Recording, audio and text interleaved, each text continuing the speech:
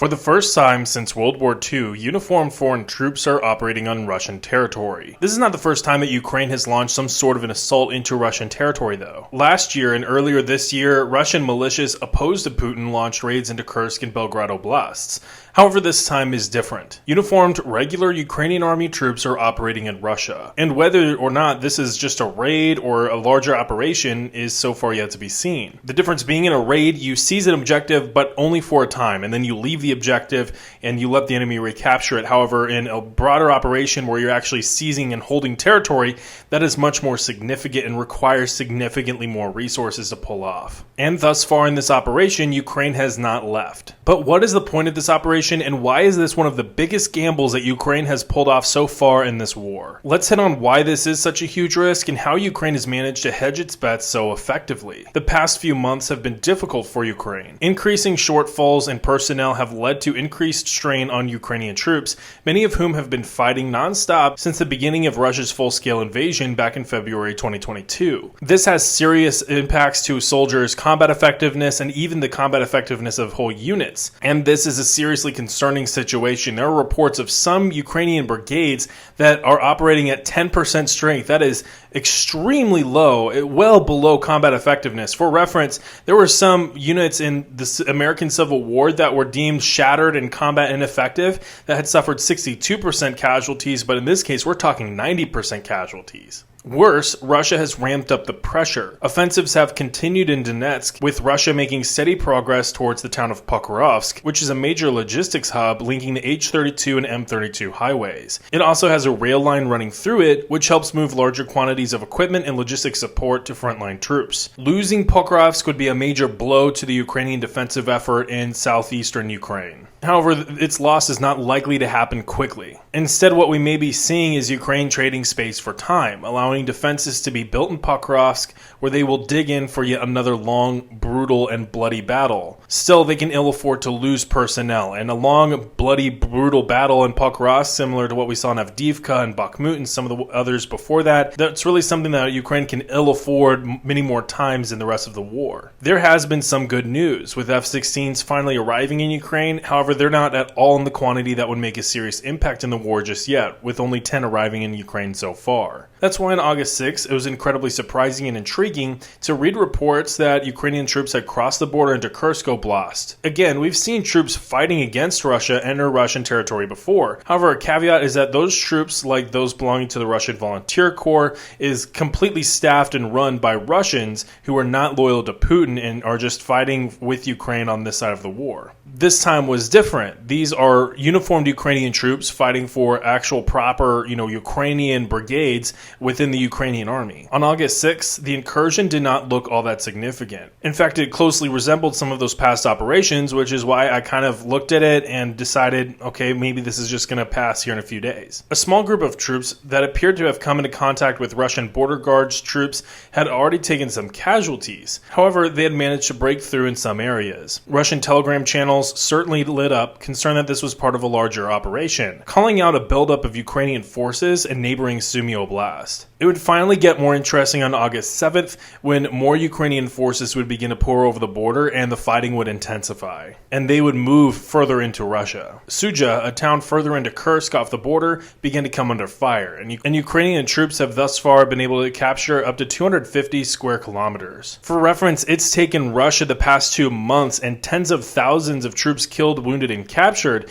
just to capture about 200 square kilometers in Donetsk, so that Ukraine in 48 hours could capture the same amount of territory with way less casualties, and this time inside of Russia. That is, at least politically, a pretty significant moment. And it appears that the fighting's not over and that they could even proceed further into Russia. They would certainly not be unopposed. Russian border guards troops, the FSB, and conscripts would defend against the assault. However, they appear to have suffered heavy casualties, including the largest single mass surrender of Russian troops since the start of the war. And it happened on Russian soil. Yikes. Putin would convene his national security leadership to brief him on the incursion, And from there, the disconnect between the information that Putin is receiving and the reality on the ground became even more evident. Chief of the General Staff Valery Gerasimov claimed that Russia had killed over 300 Ukrainian troops, destroyed over 50 vehicles, and had fully stopped the offensive. Now, we probably won't be getting the actual casualty figures for a long time, and so I'm not going to really talk about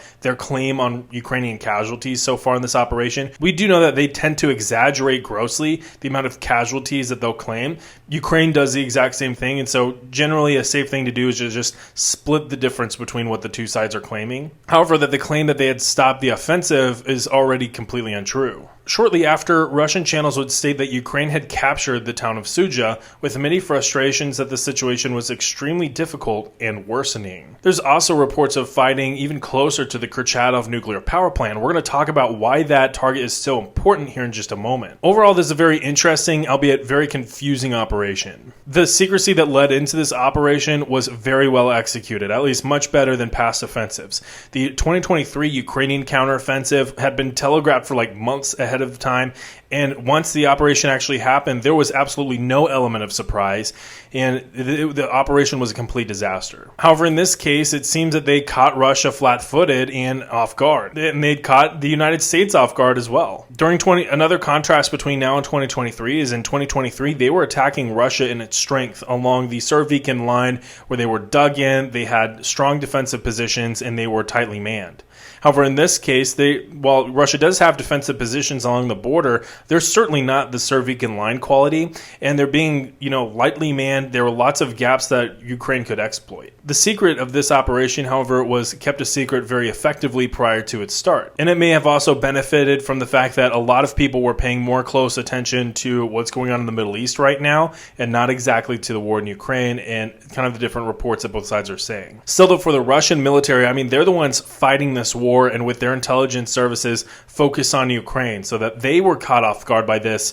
That's fairly telling. I've seen some Russian Telegram channels basically lament the fact that they've noticed and they've heard reports of a Ukrainian buildup in Kursk Oblast. However, they do not believe that those reports have been called up to the Russian General Staff, and that's where the disconnect was. The Russian decision makers weren't exactly making decisions based on, the reality on the ground, whereas people that were looking at the situation soberly and, had gotten these kinds of reports, they just weren't getting heard. And this is something that we've seen really since the start of the war, is that communication loop between the bottom of the command chain and the top of the chain of command really is not that well traversed within the Russian military, that is. It is a royal screw-up, and we've seen many royal screw-ups by the Russian military since the start of this war, but now that they're being basically invaded, Russian territory is switching sides, that is a pretty significant occasion. I do think a pretty interesting factor in this is that the United States was not notified prior to the operation about this plan. I can't help but think that the reason for this is because past leaks within the U.S.,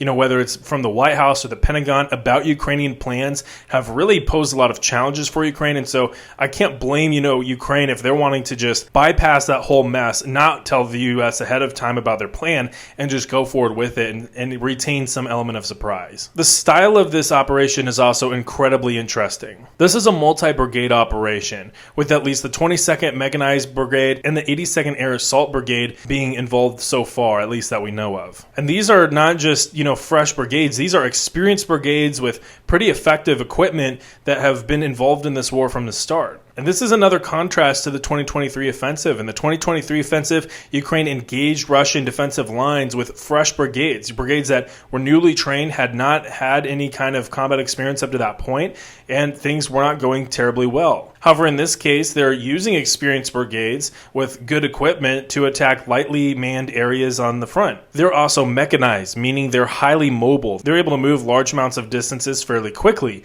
and that is another factor that's very important in the overall offensive here. Another contrast to this is that we've seen, for instance, with Russia's grinding offensive and with their offensive in Kharkiv, is that a lot of those were done by infantry and on foot, or at the very least using creative means of transportation like, golf carts, motorcycles, scooters, riding on top of, BTRs and tanks on occasion. It doesn't necessarily give the infantry protection, it doesn't give them speed, and it's led to a significant amount of casualties on the Russian side. Ukraine's also implemented some pretty interesting means for force protection. They've included a lot of electronic warfare in this operation, so that's jammed Russian communications channels, that's prevented Russia from being able to communicate, between high command and the ground forces within Kursk. Another key concern for Ukraine has been Russia's Air Force and the ability for Russia's Air Force to drop really powerful glide bombs on incoming Ukrainian troops.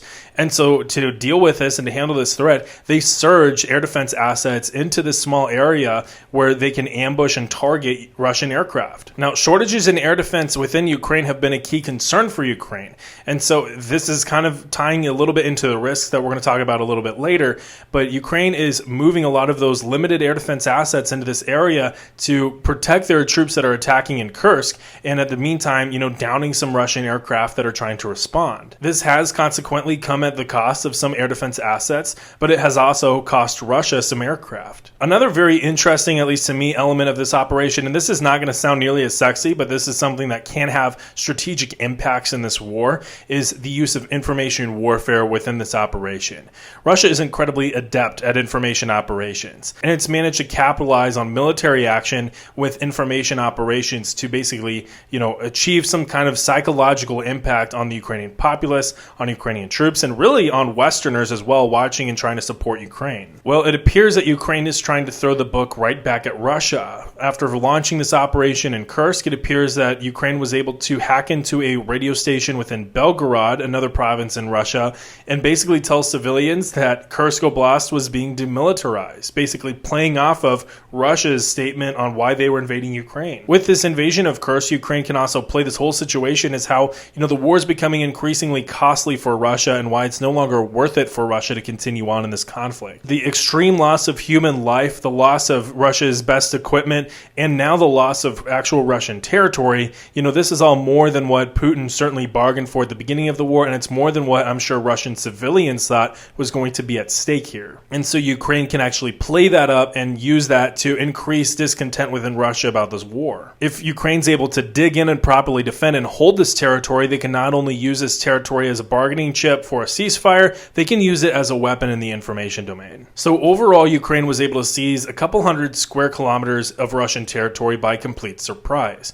It appears to be gearing up for even more, but why? There are some objectives that do make sense here. First, they could be seizing territory in anticipation for ceasefire negotiations, and it's very Clausewitzian of them. This could be an area that they use to trade for other parts of Ukraine that have been captured by Russia and basically getting those areas back. They could also use it to get other concessions from Russia. However, it will likely require Ukraine to capture a lot more territory inside of Russia, as well as some key strategic assets, like say the Kurchatov nuclear power plant, which apparently is just 30 kilometers away from where some of the fighting is reported right now. They could use the Kurchatov nuclear power plant as a chip to basically trade, get the Zaporizhia nuclear power plant back in return, and that could be itself a pretty interesting political and military lever for Ukraine going into a kind of ceasefire agreement. Second, they could be attempting to force Russia to reallocate its forces to this area and its border with Ukraine. This is a much more challenging objective since Russia has a pretty significant manpower advantage that it can draw from. Moreover, since this operation is in Russia proper, the Kremlin can legally use conscripts to fight in Kursk without having to pull reserves or other more experienced units from Ukraine. This is not the best outcome for Russia, though. Conscripts are almost certainly not as well trained as the regular Russian army troops that are currently fighting in Ukraine.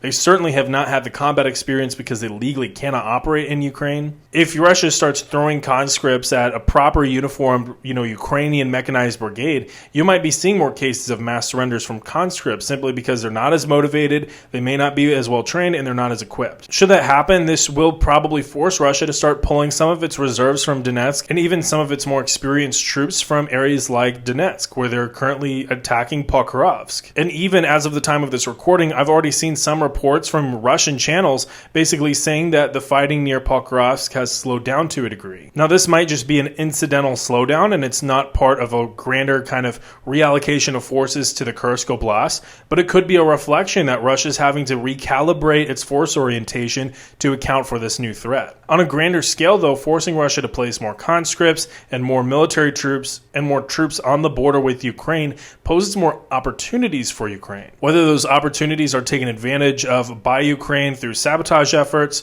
through other kinds of, stirring and uprising in Russia, for example, or by other groups like an armed group in, say, Dagestan that might be waiting for an opportunity like that where there are less security forces nearby to launch some sort of an attack, we'll just have to wait and see. Third, Ukraine can use this as an opportunity to increase the political pressure on Vladimir Putin through the use of information campaigns. And the pressure continues to ramp up the further they're able to push into Kursk and the more towns and plants they're able to take. If they're able to sever the M2 highway connecting Belgrade to Kursk or siege the Kurchatov nuclear power plant, which is just west of Kursk, they could play a heavier hand in showing just how wrong the Russian invasion of Ukraine has gone. With Russia being forced to move more of its internal security forces to the border to prevent full breakouts like this one, that could leave significant vulnerabilities from, say, another rebellion targeting Putin or his key leaders. That said, reaching these kinds of objectives is a long way off, if they're likely to be reached at all. And it will require additional breakthroughs by Ukraine to be able to reach these objectives and certainly hold them. This operation is definitely not without risks, though, and there are significant risks. I mean, this is, again, like I said at the beginning of this video, a massive gamble that they're taking. With Ukraine's serious manpower shortages and Russia's pressure in Donetsk, this is a serious boom or bust operation, meaning that it can either go really well and it's considered a stroke of brilliance in the future, or it can go really, really poorly and this is considered a major strategic blunder. In prioritizing this offensive with its experienced and well-equipped units, it's deprioritizing parts of the front like around New York and Pokrovsk, areas that are seeing already steady Russian advances and significant shortages in Ukrainian personnel and rising levels of combat ineffectiveness.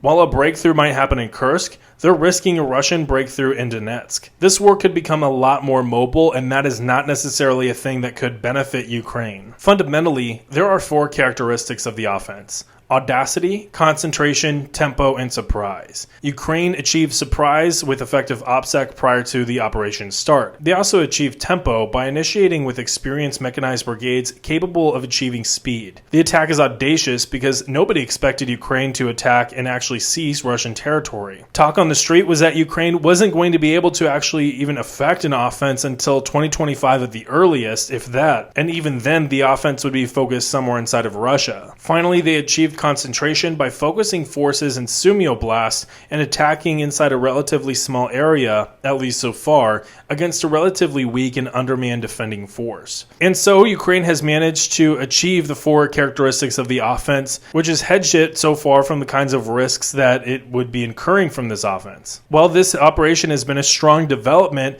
achieving more than really anybody could have hoped for so far, it's also a significant risk. It's a risk that could put Ukraine in an even worse position in the war before winter even hits. And so this operation may just be the biggest gamble that Ukraine has taken in this war. If it works out, then it'll be a stroke of genius. But that being said, we don't even really know yet what works out even means. If it doesn't work out, then we'll be scratching our heads wondering why they made this blunder that has cost so many lives. But with all that, I want to know what you think. Comment your thoughts about this operation down below. Yes, I know there's probably going to be some changes to what's been happening since I made this video, but fundamentally, I think so far, as of right now, this is my analysis of the operation. We'll reconvene if things change significantly. So leave a like to support the channel, help this video reach new audiences, and enrich the conversation in the comment section, and subscribe for more videos just like this. With all that, I'll see y'all next time. Later.